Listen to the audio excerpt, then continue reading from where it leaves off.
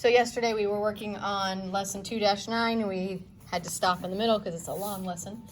So we were on number 3 on the bottom of page 84.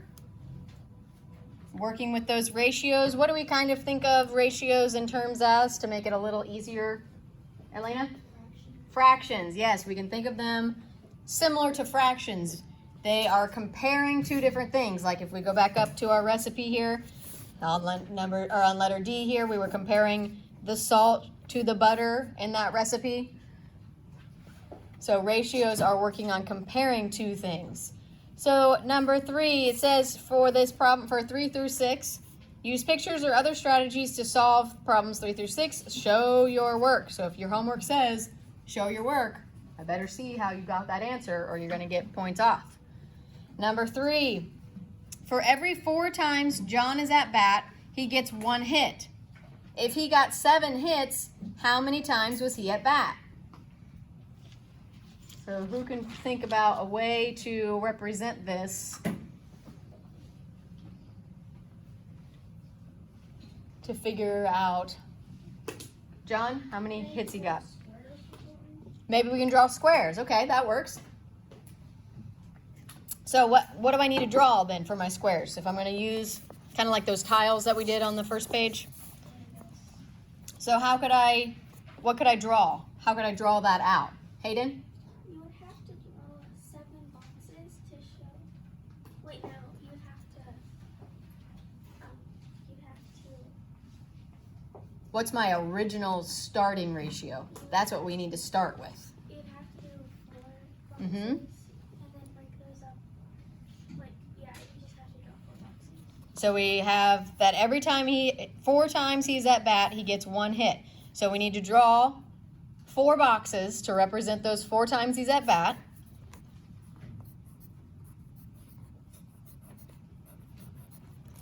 Now, out of those 4, it says he gets how many hits?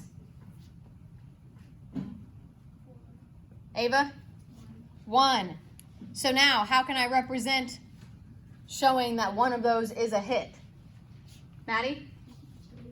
I could shade it. Yep. I could shade it in.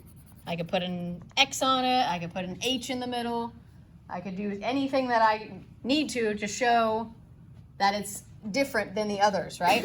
So here's my 4 hits. That means 3 of them he did not get a hit, and 1 of them he did. So now, if he got 7 hits, what would I need to do to represent the rest of that drawing? Right now he only has 1 hit. So what would I need to do to show that he had 7 hits? Izzy? Do that 6 more times. 6 more times, yes. So here's my first hit. So I would need to draw, I'm going to just do it in 1 to make it easier on myself.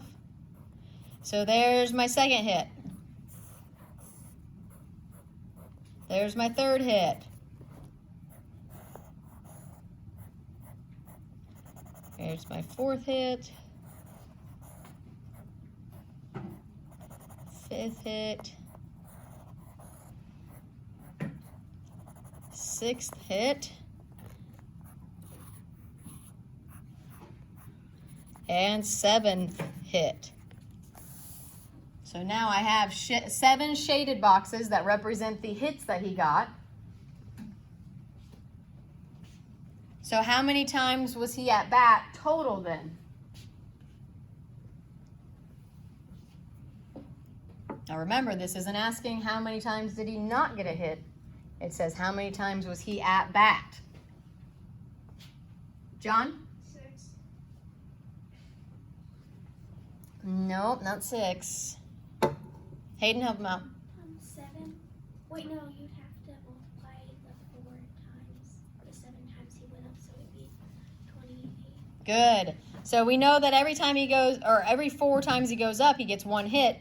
So here is 4 times that he went up. Here's another 4 times that he went up. So we're talking about the total times this time. We're not talking about just the hits versus just the not hits. We're talking about how many hits he got versus all of the times that he went up to bat. So instead of talking about like shaded versus unshaded, we're talking about shaded versus the total.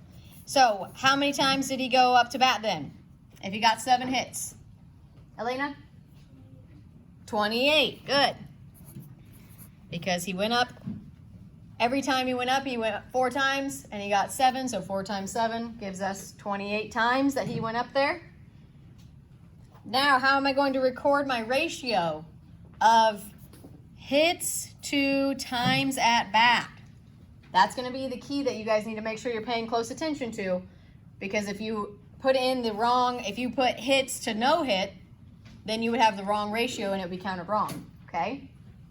Ben, can you put your stuff up on the desk for me so I can see? Thank you. So how am I going to record that ratio then? How many hits to how many at-bats?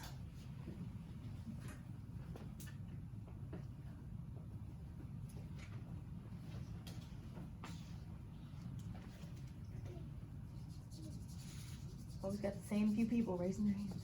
Anybody else?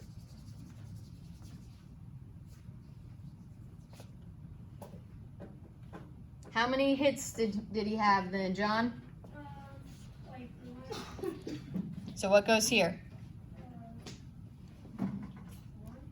1. No. He had 1 every 4 times, but how many did he have total? How many hits did he have total? 6.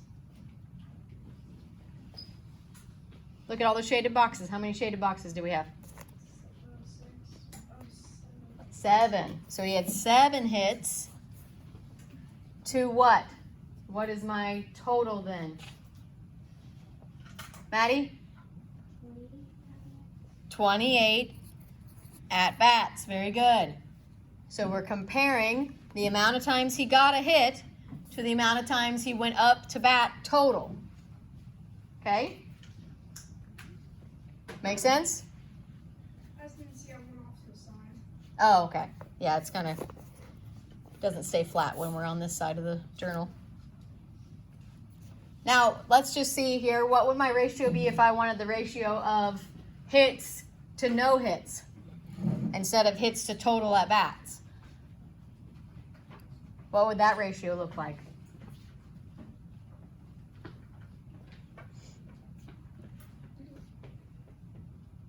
Evelyn? Would you just flop them the other way around? Let me draw it down, or let me put it up here so we can see what I'm talking about. So we would have blank hits to blank. I'm gonna just say no hit. So basically strike out.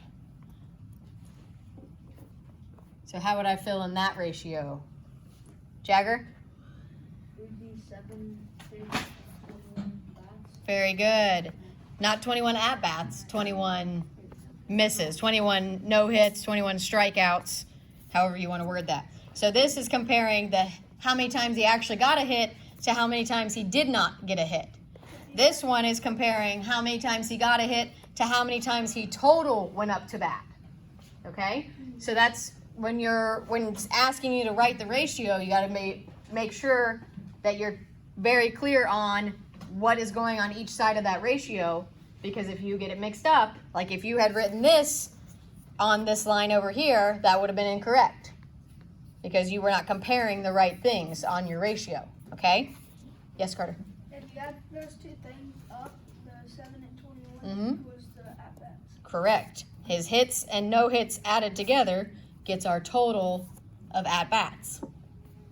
All right, let's look at number 4. There are 15 tiles. 6 out of every 9 are white. How many of the tiles are white? So how would I draw this out?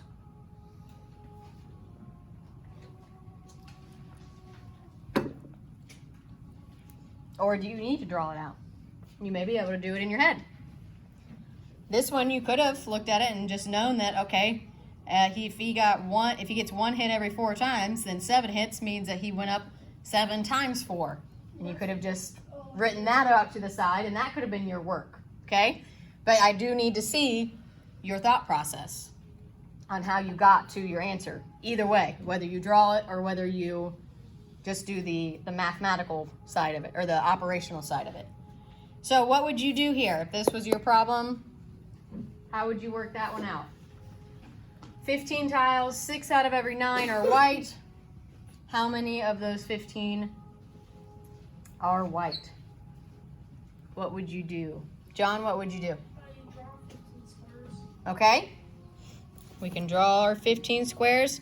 To make it a little easier on myself, I'm just going to make a 3x5 box so I don't have to draw so many little squares.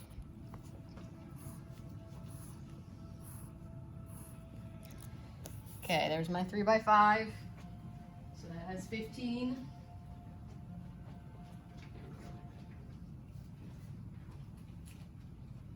Then what do I do with those 15?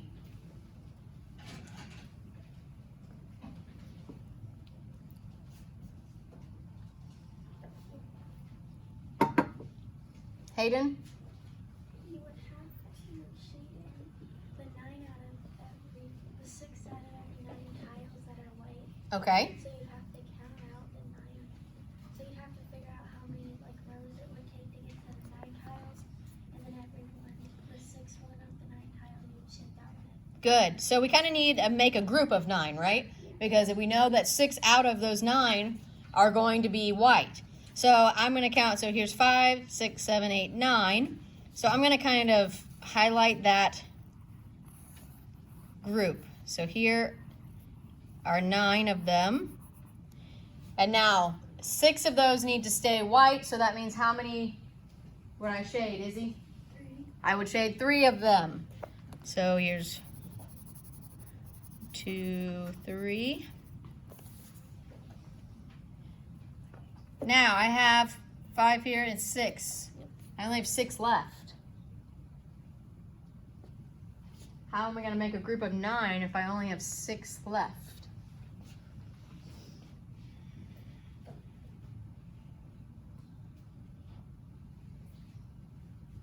Izzy, what would you do?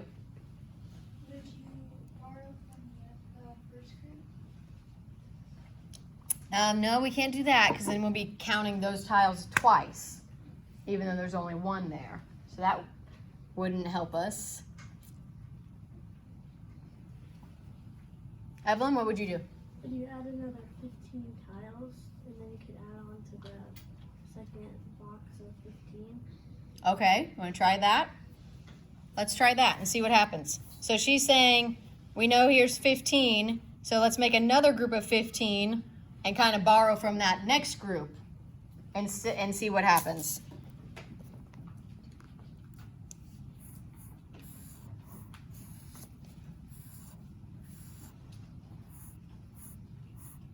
Okay, so there's our next group of 15. I already have 6 up here, so how many would I need to borrow from that group, the next group? Carter? 3. 3. So let's say here is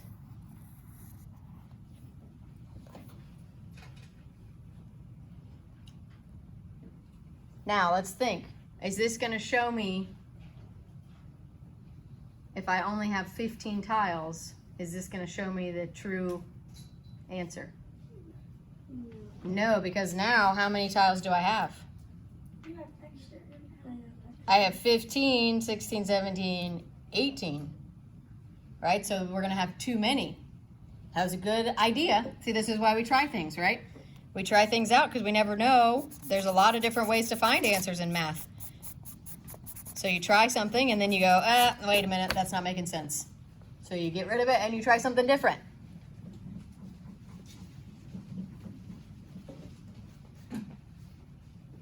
What else could we try? Hayden?